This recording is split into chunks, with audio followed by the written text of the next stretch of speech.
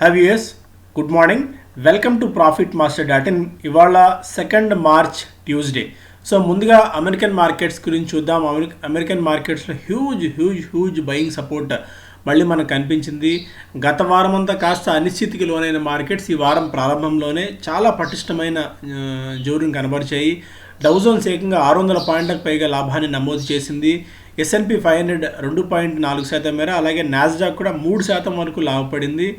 So మంచి positive momentum US మార్కెట్స్లో buildup అయింది. ఎందుకంటే గత వారం మనకి యుఎస్ స్టిములస్ ప్రకటించడం అనేది దాదాపు 150 లక్షల కోట్ల రూపాయల మేర స్టిములస్ ప్రకటించడము, అలాగే బాండ్ ఈల్డ్స్ ఏదైతే 1.61% రికార్డు స్థాయికి చేరాయి అది కొద్దిగా తగ్గి 1.4547%కి రావడం, ఇవన్నీ కూడా కాస్త పాజిటివ్ అంశాలుగా కనిపించాయి మార్కెట్స్కి.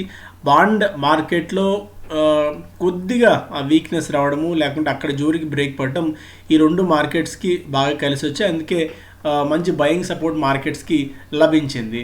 అండ్ ఏషియన్ మార్కెట్స్ చూస్తే ఏషియన్ మార్కెట్స్లో మోస్ట్లీ మళ్ళీ పాజిటివ్ మొమెంటం మళ్ళీ మనకు కనిపిస్తోంది. సో మన మార్కెట్స్ కూడా ఇవాళ కొద్దిగా గ్యాప్ అప్తో ఓపెన్ అయ్యే అవకాశాలు కనిపిస్తున్నాయి.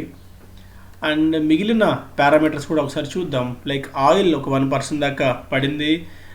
బ్రెంట్ ఆల్మోస్ట్ ఒక 0.61% మేర తగ్గింది. గోల్డ్ 0.15% మేర పెరిగి $1725 దగ్గర అవున్స్ గోల్డ్ ట్రేడ్ అవుతుంది. క్రిప్టో మళ్ళీ 50,000 మార్కుకి వెళ్ళేందుకు ఉత్సాహం చూపిస్తుంది. నిన్న అనూహ్యంగా ఆల్మోస్ట్ ఒక 11% దాకా జంప్ మళ్ళీ మనం చూసాం. ఎందుకంటే కొన్ని టెక్నాలజీ కంపెనీలు దీన్ని బిట్కాయిన్ ఆమోదించేందుకు సిద్ధమవుతున్నాయన్న వార్తలు నిన్న కొన్ని ఇంటర్నేషనల్ మార్కెట్స్లో చూసాం. దాంతో బిట్కాయిన్ నిన్న 11% దాకా పెరిగింది. 49,237-240 లెవెల్స్ దగ్గర ట్రేడ్ అవుతుంది. ఎథీరియం కూడా ఆల్మోస్ట్ 12% పెరిగింది. లైట్ కాయిన్ కూడా ఆల్మోస్ట్ 7% దాకా పెరగడం మనం చూస్తున్నాం. సో ఇంటర్నేషనల్ మార్కెట్స్కి సంబంధించి ఇది ఒక మేజర్ అంశం. అండ్ మన మార్కెట్స్ విషయానికి వచ్చినట్టయితే, సో డొనాల్డ్ ట్రంప్ మళ్ళీ 2024లో తిరిగి ఎన్నికల్లో గెలుస్తా అని చెప్పి ధీమాగా చెప్తున్నారు. 2020లో కూడా తానే గెలిచాను, బట్ కొన్ని శక్తుల వల్ల తప్పుకోవాల్సి వచ్చింది అధికారంలోకి రాకుండా అనేది ఆయన చెప్తున్న మాట. మొదటి రోజు స్పెక్ట్రమ్ ఆక్షన్ మొదలైంది. ప్రభుత్వానికి 77,146 కోట్ల రూపాయల ఆదాయాన్ని తెచ్చిపెట్టింది. Air waves in 700 megahertz band worth nearly 2 lakh crores remain unsold. So 2 లక్షల కోట్ల రూపాయల విలువైన ఎయిర్ వేవ్స్ 700 మెగాహెడ్స్కి సంబంధించి ఇంకా అమ్ముడు పోలేదన్నది ఒక వార్త. అండ్ ఫస్ట్ పేజ్ ఇది. అండ్ వ్యాక్సినేషన్ డ్రైవ్ నిన్న ఇనాక్యులేషన్ డ్రైవ్ మొదలైంది. ప్రధానమంత్రి సహా వైస్ ప్రెసిడెంట్ వాళ్ళందరూ కూడా నిన్న కొంతమంది సీనియర్ మినిస్టర్స్ అండ్ నారాయణమూర్తి గారు లాంటి వాళ్ళు, కృషి గోపాలకృష్ణన్ లాంటి వాళ్ళందరూ కూడా నిన్న వ్యాక్సిన్ తీసుకున్నారు. సో సమాజానికి ఇస్తున్న మెసేజ్ ఏంటంటే, సో వ్యాక్సిన్ ఈజ్ సేఫ్, దాని గురించి పెద్దగా ఆందోళన పడాల్సిన అవసరం లేదు అని చెప్పి అన్నమాట. అలాగే నిన్న కోవిన్ యాప్ ఏదైతే ఉందో 60 years ప్లస్ వాళ్ళు రిజిస్ట్రేషన్ చేసుకునేందుకు ఆ కోవిన్ యాప్ కూడా హ్యూజ్ రెస్పాన్స్ నిన్న వచ్చింది అని చెప్పి ప్రభుత్వం ఇచ్చిన లెక్కల ప్రకారం చూస్తే మనకు అర్థమవుతుంది. And bench mark back in green. So నిన్న మన మార్కెట్స్ లాభాల్లోకి రావడం మనం చూసుంటాం. అయితే టెక్నికల్ గ్లిచ్ మళ్ళీ నిన్న ఎన్ఎస్సిలో వచ్చింది. ఈసారి ప్రభుత్వం కూడా కాస్త సీరియస్గానే ఉంది దీని మీద. ఎందుకంటే నిన్న హెచ్డిఎఫ్సి సెక్యూరిటీస్ జెరోదాలో కొద్ది టెక్నికల్ గ్లిచెస్ వచ్చాయి, ఆర్డర్స్ ఎగ్జిక్యూట్ కాలేదని చెప్పి కొంతమంది ట్విట్టర్ వేదిక ద్వారా విమర్శలు చేశారు. బట్ ఎన్ఎస్సి మాత్రం అలాంటిది ఏమీ లేదని ధృవీకరించింది, స్పష్టం చేసింది. బట్ స్టిల్ చాలామంది ట్రేడర్స్ అయితే నేను ఇబ్బందులు ఎదుర్కొన్నారు కొద్ది టెక్నికల్ గ్లిచెస్ కారణంగా. అండ్ ఫస్ట్ పేజ్లో ఇది మేజర్ అంశాలు. And BlackRock, KKR, Brookfield వాళ్ళు కూడా బ్యాడ్ బ్యాంక్లో జాయిన్ అయ్యే అవకాశం ఉంది, ఫారిన్ హ్యాండ్స్ కూడా జాయిన్ అయ్యే అవకాశం ఉందన్నది ఒక వార్త. అండ్ ఇంకా కొన్ని పాజిటివ్ అంశాలు ఉన్నాయి. ఆఫ్టర్ మార్కెట్ వచ్చిన అంశాలు, ఫిబ్రవరి జిఎస్టీ కలెక్షన్ 7% దాకా పెరిగి 1.13 లక్షల కోట్ల రూపాయలకి చేరుకోవడం చూసాం. నిన్న వరుసగా 5వ నెలలో కూడా 1,00,000 కోట్ల రూపాయల మార్క్ని జిఎస్టీ కలెక్షన్స్ క్రాస్ చేశాయి. అయితే all time high almost 1.2 lakh crores దాకా ఆల్ టైమ్ హై ఉంది జనవరిలో. దాన్ని కంటే కాస్త తక్కువే ఉంది, బట్ స్టిల్ ₹1,00,00,000 మార్క్ని క్రాస్ చేయడం అనేది జీఎస్టీ కలెక్షన్స్ ఎంత బయన్సీగా మన మార్కెట్స్ ఉంది, ఏ స్థాయిలో పొటెన్షియల్ మళ్ళీ మన మార్కెట్స్లో ఉంది అన్నది అర్థం చేసుకోవచ్చు. Rail freight increased last month with loading up 10% on year at 112.25 million tons. So economy recover అవుతోంది అనేందుకు ఇది కూడా ఒక అంశం. ఎందుకంటే rail freight, so movements, freight movement కూడా మేజర్ ఇండికేటర్కి చూస్తారు, అది కూడా చాలా పాజిటివ్గా కనిపిస్తుంది. మొత్తానికి మొన్న వచ్చిన జీడిపి వృద్ధి రేటు, ఇవాళ వచ్చిన జీఎస్టీ కలెక్షన్స్, ఇవన్నీ కూడా మళ్ళీ మనం ఒక పటిష్ట స్థాయికి చేరుకున్నాం అనేందుకు ఒక సంకేతంగా మనం భావించవచ్చు. అలాగే IIFL finance NCDs offer up to 10%. So IIFL finance 10% దాకా వడ్డీని ఆఫర్ చేస్తోంది. అయితే డిబెంచర్స్లో ఎన్సీడీ నాన్ కన్వర్టబుల్ డిబెంచర్స్ అంటాం కదా, దట్టు అన్సెక్యూర్డ్ ఎన్సీడీసీబీ 4 to 5% రెగ్యులర్గా వస్తున్న దానికంటే, బ్యాంకులో వస్తున్న దానికంటే కాస్త అధికంగా వచ్చే అవకాశం ఇందులో ఉంటుంది. ఫెయిర్ ఫ్యాక్స్, సిడిసి లాంటి ప్రధాన సంస్థలు బ్యాక్ చేస్తున్నాయి, స్ట్రాంగ్ ఇన్వెస్టర్స్గా ఉన్న ఈ కంపెనీకి. బట్ స్టిల్ కొద్దిగా రిస్క్ ప్రొఫైల్ ఎక్కువ ఉండి రిస్క్ తీసుకుందాం అనుకుంటున్న వాళ్ళకి మాత్రమే ఇది పనికొస్తాయన్న అంశాన్ని గుర్తుపెట్టుకోండి. And the NCD with tenure of 87 months, 87 నెలల కాలం ఉంటుంది. 3 ఆప్షన్స్ ఇందులో ఉంటాయి. మంత్లీ ఆప్షన్ 9.6%, యాన్యువల్ ఆప్షన్ 10%, అలాగే క్యూములేటివ్ ఇంట్రెస్ట్ ప్రకారం 10.03% దాకా వడ్డీని ఆఫర్ చేస్తున్నాయి. కొద్దిగా రిస్క్ ప్రొఫైల్ ఉన్న వాళ్ళు మాత్రమే, దట్టు సీనియర్ సిటిజన్స్ కాదు, అసలు వీటి జోలికి వెళ్ళకండి. So youngsters with risk taking ability ఉన్న వాళ్ళు మాత్రమే వీటిని కన్సిడర్ చేయండి. అలాగే PSUs market cap source 3.84 lakh crores in just 2 months on commodity cell of Boost. So PSU సంస్థలు, ప్రభుత్వ రంగ సంస్థల్లో మళ్ళీ మొమెంటం కనిపించింది. ఎందుకంటే మొన్న బడ్జెట్లో పిఎస్యూస్కి సంబంధించి ప్రభుత్వం చేసిన ప్రకటన అనుకోవచ్చు, అలాగే ఈ మధ్యకాలంలో మోడీ గారు చేసిన ప్రకటన, ఇవన్నీ కూడా మంచి వాల్యుయేషన్స్ ఉండి తక్కువ కోట్ అవుతున్నవి, మంచి ల్యాండ్ బ్యాంక్స్ ఉన్నవి, మంచి అసెట్ వాల్యూస్ ఉన్న కంపెనీస్, బాగా తక్కువగా కోట్ అవుతున్న కంపెనీస్లో ఒక్కసారిగా ఉత్సాహం పెళ్ళికింది. మనం గత వారం కూడా ఇదే అంశాన్ని చెప్పుకున్నాం. హిందుస్థాన్ కాపర్ ఆల్మోస్ట్ 157% ఈ ఏడాదిలో, ఇప్పటికే మనం జస్ట్ జనవరి ఫిబ్రవరిలోనే 157%, MSTC 89%, Bank of Maharashtra 78%, Fact Fertilizers and Chemicals almost 72%, Rashtriya Chemicals 70%, National Fertilizers 70%, NBCC 70%, almost Indian Bank కూడా ఆల్మోస్ట్ 60% మేర లాభాలని అతి తక్కువ కాలంలోనే ఇచ్చాయి. సో పిఎస్యూస్లో ఇప్పటికీ కొద్దిగా మొమెంటం ఉండే అవకాశం ఉంటుంది. బట్ నెగ్లెక్ట్ చేసినవి నిష్ కంపెనీలు, అలాగే ఎంట్రీ బ్యారియర్స్ బాగా ఎక్కువగా ఉన్న కంపెనీస్కి మంచి పొటెన్షియల్ ఉండే అవకాశం ఇప్పటికి కూడా ఉంది. అలాగే personal mobility quest keeps car sales going on. ఫిబ్రవరిలో ప్యాసింజర్ వెహికల్స్ డిస్పాచెస్ 23% దాకా పెరిగాయి ఇయర్ ఆన్ ఇయర్, గత సంవత్సరంతో పోల్చుకున్నట్టయితే. కమర్షియల్ వెహికల్ సేల్స్ కూడా కొద్దిగా పుంజుకుంటున్నాయి, అదొక పాజిటివ్ అంశంగా చూడాలి మనం. సో మారుతి సుజుకి లీడర్షిప్ పాత్ర పోషించింది, దాదాపు 1,44,700 యూనిట్లను అమ్మింది.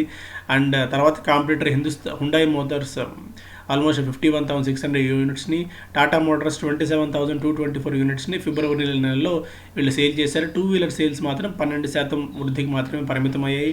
ట్రాక్టర్ సేల్స్ కూడా 25% దాకా పెరిగాయి. సో ఓవరాల్గా మొమెంటం అయితే చాలా పాజిటివ్గా కనిపిస్తుంది. వరుసగా 7th మంత్ కూడా ఈ సేల్స్ బాగా పెరుగుతున్నాయి. సో పెంటప్ డిమాండ్ మాత్రమే ఇది, ఎక్కడో చోటు బ్రేక్ పడుతుంది అందరూ అనుకున్నారు, బట్ స్టిల్ అందుకు భిన్నంగా సేల్స్ మాత్రం చాలా పెరుగుతూనే ఉంది. అలాగే కమర్షియల్ వెహికల్స్లో Tata Motors, Ashok Leyland, Mahindra and Mahindra అన్నీ కలిపి దాదాపు 59,000 మేర యూనిట్లను అమ్మాయి. ఇయర్ ఆన్ ఇయర్తో పోల్చుకుంటే, గత ఏడాదితో పోల్చుకుంటే 3.6% మాత్రమే వృద్ధి. ప్యాసింజర్ వెహికల్స్కి ఉన్నంత డిమాండ్ కమర్షియల్ వెహికల్స్కి మాత్రం లేదు, ఆ విషయం గుర్తుపెట్టుకోవాలి. DLF subsidiary raises 2,500 crores via 2 lease rental deals. So rental deals అంటే ఒక షాప్స్ కానీ ఆ కమర్షియల్ ప్రాపర్టీ కానీ తీసుకొని దాని ద్వారా వచ్చే రెంట్ బ్యాంకుకి వెళ్ళే విధంగా ఒక ఏర్పాటు చేసుకోవడంలో భాగంగా డిఎల్ఎఫ్ సబ్సిడరీ సంస్థ డిఎల్ఎఫ్ సైబర్ సిటీ డెవలపర్స్ దాదాపు 2,500 కోట్ల రూపాయల మేర సమీకరించింది. దీన్ని through 2 lease rental discounting transactions, అది దీన్ని ఎగ్జాక్ట్గా వాటిని 15 సంవత్సరాల టెన్యూర్, 7.35% మేర వడ్డీ రేట్లతో ఈ డబ్బులు సమీకరించింది ఈ సంస్థ. సో డిఎల్ఎఫ్ కూడా చాలా యాక్టివ్గా ఉంది. Blackstone concludes $1.5 billion realty deal with Prestige. PE major would get a portfolio with over 16.8 million square feet of assets. So real ఎస్టేట్లో మరొక మేజర్ డీల్ లాంటిదని చెప్పుకోవచ్చు. ప్రెస్టేజ్కి సంబంధించిన కమర్షియల్ పోర్ట్ఫోలియోలో బ్లాక్ స్టోన్ పెట్టుబడులు పెట్టింది. ఇందులో offices, retail malls, hotel assets ఇవన్నీ కూడా ఉండబోతున్నాయి. సో బ్లాక్ స్టోన్ చాలా ఫోకస్డ్గా ఉంది ఇండియన్ రియల్ ఎస్టేట్ మార్కెట్ మీద. ఇప్పటికే ఫోకస్ బాగా పెంచి ఉన్న ఈ కంపెనీ తాజాగా ఈ ప్రెస్టేజ్కి సంబంధించిన వీటిలో కూడా వాటాలు సమీకరించింది. అండ్ గోద్రేజ్ ప్రాపర్టీస్ ఇప్పుడున్న ఓవరాల్ రియల్ ఎస్టేట్లో గోద్రేజ్ ప్రాపర్టీస్కి అసలు తిరుగులేనట్టుగా కనిపిస్తుంది. ఎందుకంటే అంత అగ్రెసివ్ డీల్స్ని ఈ సంస్థ చేస్తుంది. నవీ ముంబైలో బిడ్ చేసింది ఒక ప్లాట్కి దాదాపు 166 కోట్ల రూపాయల మేర బిడ్ చేసింది.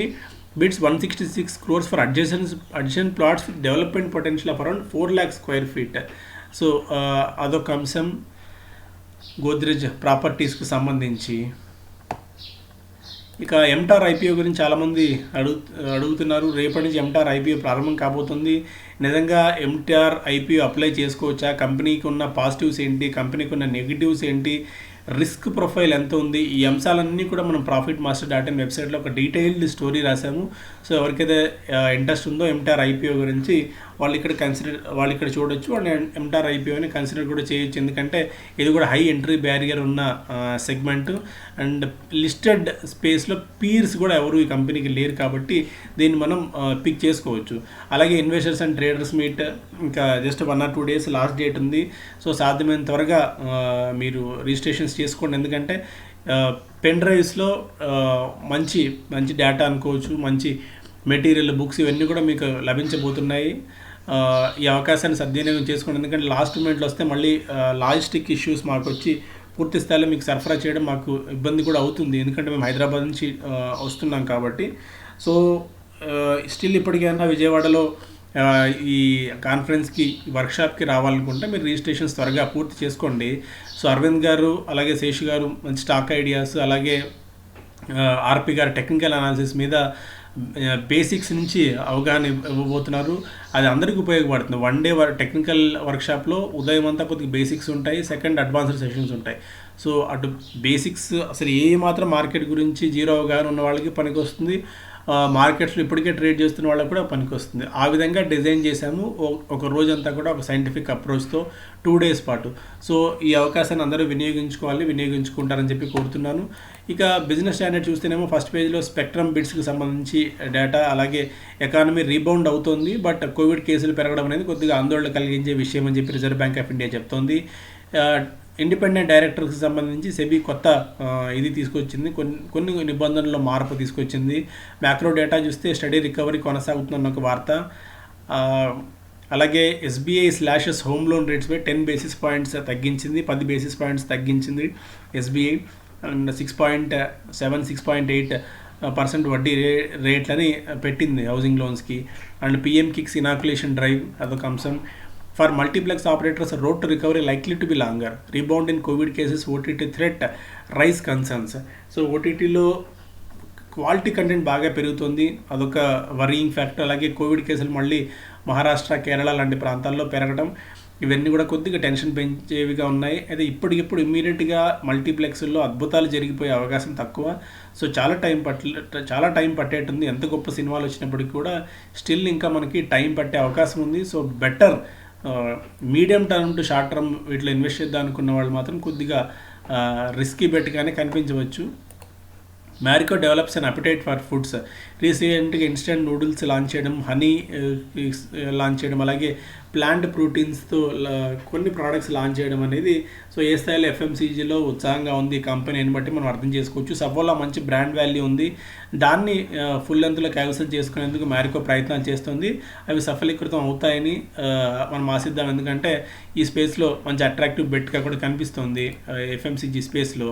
అలాగే above normal summer likely except in south and central India. So north eastern side ఈసారి ఎండలు అదిరిపోయే అవకాశం ఉంది అని చెప్పి IMD చెప్తోంది. అయితే సౌత్లో అండ్ మధ్య భారతంలో ఆ స్థాయిలో ఉండకపోవచ్చు, బిలో నార్మల్ ఉండొచ్చు అని చెప్పి ఐఎండి చెప్తోంది. సో ఇది ఏసీలకు డిమాండ్ పెంచే అంశం కాబట్టి సో దీన్ని కూడా మనం ఎప్పటికప్పుడు క్లీన్గా ఈ ఎండలకు సంబంధించి కూడా క్లీన్గా అబ్జర్వ్ చేస్తూ ఉండాలి. ఇవి డైరెక్ట్గా వోల్టాస్, బ్లూ స్టార్ లాంటి కంపెనీస్కి మీద ఇంపాక్ట్ చూపిస్తాయి కాబట్టి.